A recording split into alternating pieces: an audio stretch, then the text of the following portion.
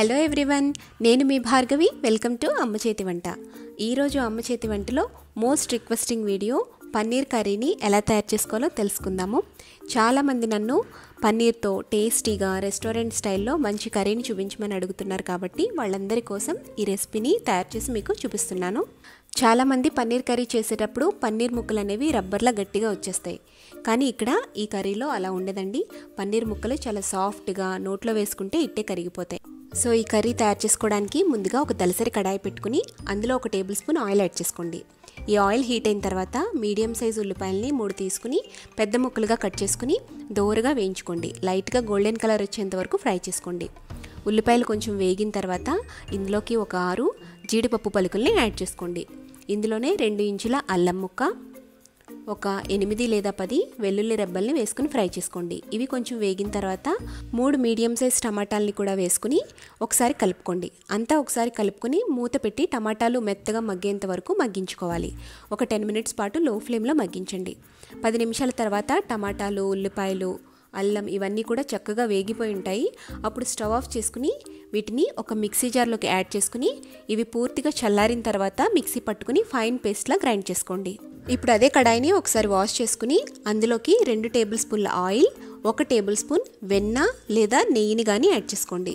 ఇలా వెన్నని కానీ నెయ్యిని కానీ యాడ్ చేసుకోవడం వల్ల కర్రీ టేస్ట్ బాగుంటుంది. ఇది కొంచెం హీట్ అయిన తర్వాత ఇందులోకి 1 చెక్క, 3 లవంగ మొగ్గలు, 2 యాలకులు, 1 టీ స్పూన్ షాజీరా వేయండి. అలాగే 1 బిర్యానీ ఆకుని కూడా వేసుకుని 1 నిమిషం పాటు ఫ్రై చేసుకోండి.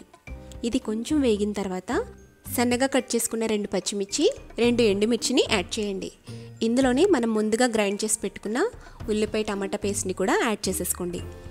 పేస్ట్ని యాడ్ చేసేసుకున్న తర్వాత మంటని మీడియం ఫ్లేమ్లోకి టర్న్ చేసుకుని ఒక 5 నిమిషాల పాటు బాగా ఫ్రై చేసుకోవాలి. 5 మినిట్స్ మీడియం ఫ్లేమ్లో ఫ్రై చేసుకుని మంటని లో ఫ్లేమ్లోకి టర్న్ చేసుకుని మూత పెట్టి మరొక 5 నిమిషాల పాటు లో ఫ్లేమ్లో మగ్గించండి. 5 మినిట్స్ తర్వాత ఇలా ఆయిల్ మనకి సపరేట్ అవుతూ ఉంటుంది కదా, అప్పుడు మరొక 5 నిమిషాల పాటు కదుపుకుంటూ ఉండండి. పేస్ట్ని మనం ఎంత ఎక్కువ ఫ్రై చేస్తే కర్రీ అంత టేస్ట్ వస్తుంది. ఇది ఈ విధంగా లైట్గా వేగిన తర్వాత ఇందులోకి ఒక 1/2 టీ స్పూన్ పసుపు, 1 లేదా 2 టీ స్పూన్ల కారం, మీకు కారానికి తగినట్టు కారాన్ని యాడ్ చేసుకోండి. 1 టీ స్పూన్ ధనియాల పొడి, రుచికి సరిపడా ఉప్పుని యాడ్ చేసుకుని బాగా ఫ్రై చేసుకోండి. పేస్ట్ మాడిపోకుండా మీరు కావాలనుకుంటే కొద్దిగా వాటర్ని యాడ్ చేసుకుని మీడియం టు లో ఫ్లేమ్లో ఈ విధంగా ఆయిల్ సపరేట్ అయ్యేంత వరకు బాగా ఫ్రై చేసుకోవాలి. మీకు ఒకవేళ ఆయిల్ సరిపోకపోతే మరి కొంచెం యాడ్ చేసుకోవచ్చు. మీ కర్రీ మాత్రం ఈ విధంగా ఆయిల్ ఫ్లోట్ అవుతూ ఉండాలన్నమాట.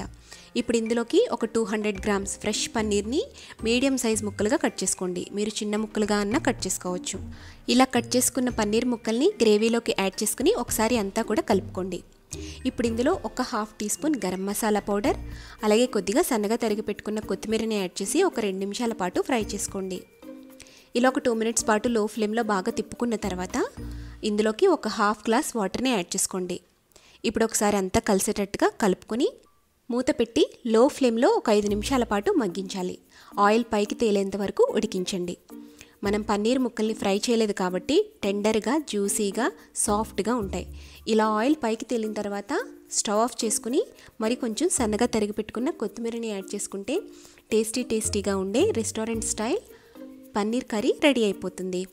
ఈ పన్నీర్ కర్రీని రైస్తో, రోటీస్తో, బిర్యానీలోకి తీసుకున్న చాలా టేస్టీగా ఉంటుంది. ఈ రెసిపీని మీరు కూడా తప్పకుండా ఇంట్లో ట్రై చేసి మీకు ఎలా వచ్చిందో నాకు కామెంట్ చేయండి. అలాగే ఈ వీడియో నచ్చితే లైక్ చేసి, సబ్స్క్రైబ్ చేసి మీ ఫ్రెండ్స్కి, రిలేటివ్స్కి షేర్ చేయడం మర్చిపోకండి.